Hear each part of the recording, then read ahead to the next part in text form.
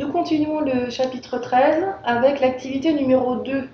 Donc c'est l'activité C, page 159 du livre. Alors la situation est la suivante. On injecte une dose de médicament dans le sang d'un patient et la quantité de médicament, exprimée en nombre de molécules, diminue naturellement au cours du temps.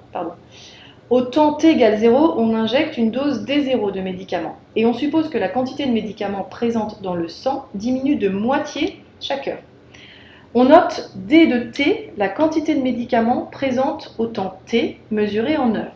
Donc au bout d'une heure, D de 1 est égal à 1 demi de D0, puisqu'on dit que la quantité de médicaments diminue de moitié chaque heure. Au bout de 2 heures, D de 2 est égal à la moitié de D de 1, c'est-à-dire le quart de D0, et ainsi de suite. Première question, dans un repère orthogonal, placez les points de coordonnées 0, D0, 1, D1, etc. Et on prend 8 carreaux pour D0 unité. Donc ça nous donne un nuage de points comme celui-ci. D0 égale 8, D de 1 égale 4, D de 2 égale 2, D de 3 égale 1, et ainsi de suite. Montrez qu'il n'est pas correct d'affirmer que la quantité de médicaments diminue d'un quart toutes les 30 minutes. Alors, si on va supposer que la quantité de médicaments diminue d'un quart toutes les 30 minutes. Diminuer d'un quart, ça revient à multiplier par 3 quarts. Donc si la quantité de médicaments diminuait d'un quart toutes les 30 minutes, donc toutes les demi-heures, elle serait multipliée par 3 quarts pour la première demi-heure, fois 3 quarts pour la deuxième demi-heure. Donc elle serait multipliée toutes les heures par 9/16e. Or, toutes les heures, elle est multipliée par 1 demi, la quantité de médicaments, puisqu'elle diminue de moitié. Et 1 demi n'est pas égal à 9/16e. Donc, c'est faux de dire que la quantité de médicaments diminue d'un quart toutes les heures. Troisième question. Soit H un entier naturel et T un réel positif. On vous demande d'exprimer le rapport D de T plus H sur D de T.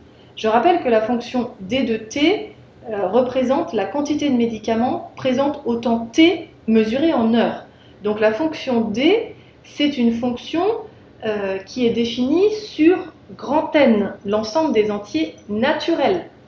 On a D de 0, D de 1, D de 2, D de 3, etc.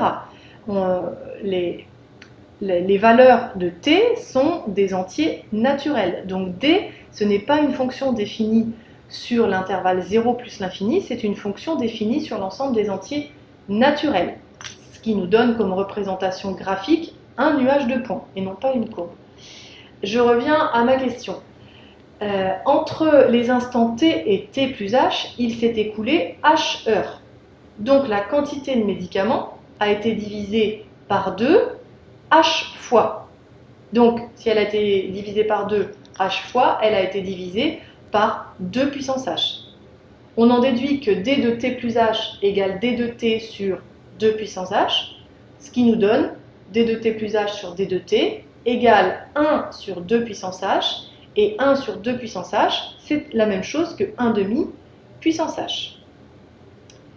Quel lien peut-on faire avec un taux d'évolution? Ce taux d'évolution est-il constant? La quantité de médicaments diminue de moitié toutes les heures. Donc on a bien un taux d'évolution constant au cours du temps.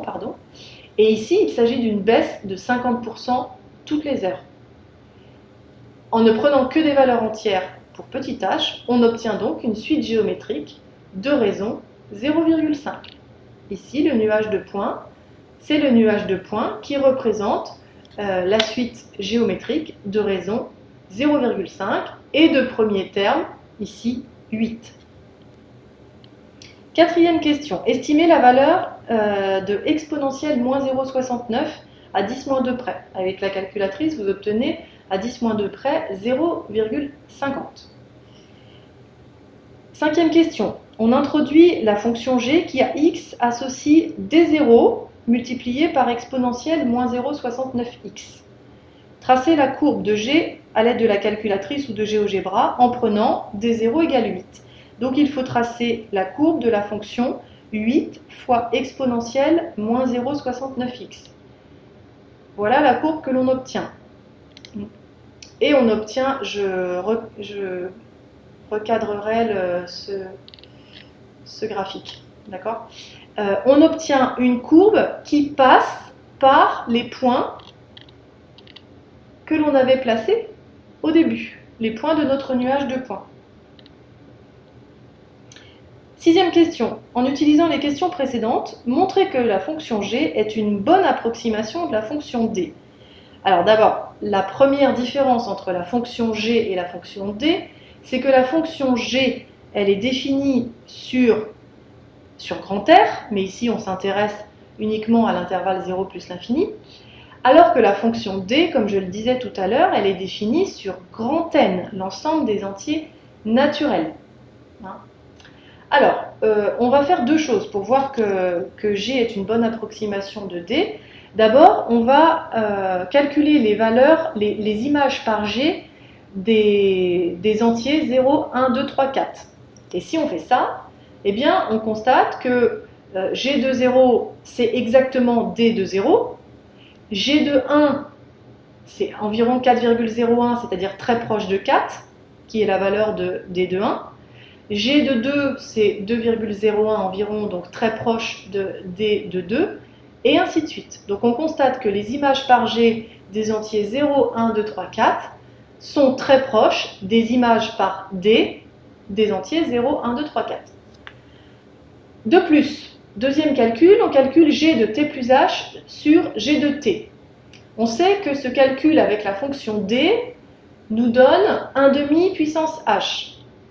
D'accord? Ici, on a établi que d de t plus h sur d de t est égal à 1,5 puissance h. Donc, on va voir ce que ça donne avec la fonction g. G de t plus h, c'est exponentielle de moins 0,69 facteur de t plus h, et g de t exponentielle de moins 0,69t.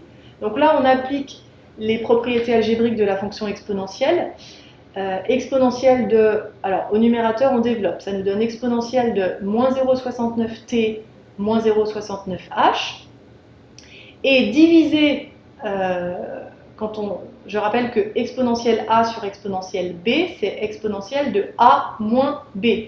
Donc ça nous donne ici exponentielle de moins 0,69t moins 0,69h moins 0,69t, donc plus 0,69t. Et il nous reste que exponentielle de moins 0,69h, qui est égal à exponentielle de moins 0,69 puissance h, toujours d'après les propriétés algébriques de l'exponentielle. Or, l'exponentielle de moins 0,69, c'est à peu près 0,5. Donc, on trouve environ 0,5 puissance h, c'est-à-dire 1,5 puissance h. On en déduit donc que G est une bonne approximation de D. On est ainsi passé du cas discret, avec des points toutes les heures, la fonction D étant définie sur l'ensemble des entiers naturels, au continu, des points à tout instant réel positif, avec la fonction g définie sur R+. Dernière question. On suppose maintenant que la quantité de médicaments dans le sang diminue de moitié la première heure, puis d'un tiers l'heure suivante, puis d'un quart l'heure d'après, etc. En prenant D0 égale 12, réalisez le nuage de points représentant cette situation. Donc voilà le nuage de points que l'on obtient. D0 égale 12. Première heure, on a une diminution de moitié, donc D1 égale 6. Deuxième heure, on a une diminution d'un tiers, donc D2 égale 1 tiers de 6, 2. Ensuite, on a une diminution d'un quart, donc 1 quart de 2, 0,5.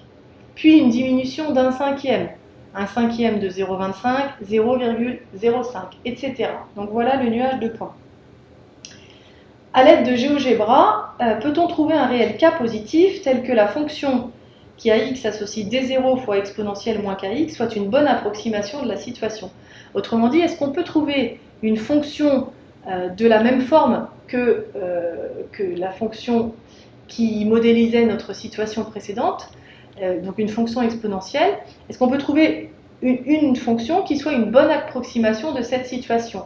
Eh bien, si vous utilisez GeoGebra, vous pouvez, en utilisant le tableur, créer la liste de ces 5 points et ensuite utiliser l'instruction ajuste_exp qu'on a utilisée dans l'activité 1 pour trouver une fonction exponentielle qui ajuste ce nuage de points. Eh bien, vous constaterez que le GeoGebra va vous donner une fonction exponentielle, mais cette fonction exponentielle, vous constaterez qu'elle passe au plus près, on va dire, de tous les points du nuage, de ces 5 points, mais elle ne passe pas du tout par ces 5 points.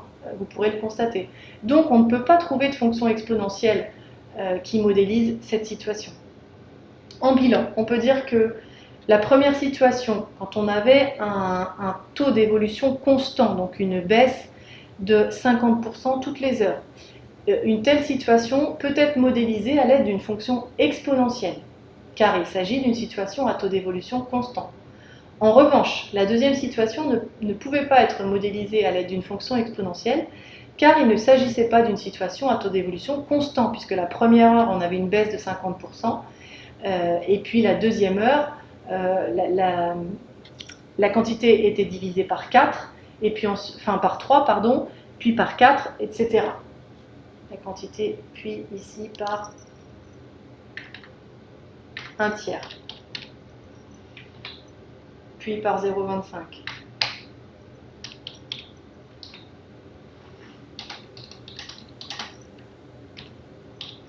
Etc. Voilà. Donc, en résumé, on peut dire qu'on peut modéliser à l'aide d'une fonction exponentielle une situation possédant un taux d'évolution constant. Autrement dit, en fait, une fonction exponentielle, ça permet de modéliser sur l'ensemble des réels une situation que l'on modélise sur l'ensemble des entiers naturels par une suite géométrique. Puisque je rappelle qu'une suite géométrique modélise une situation discrète où le taux d'évolution est constant.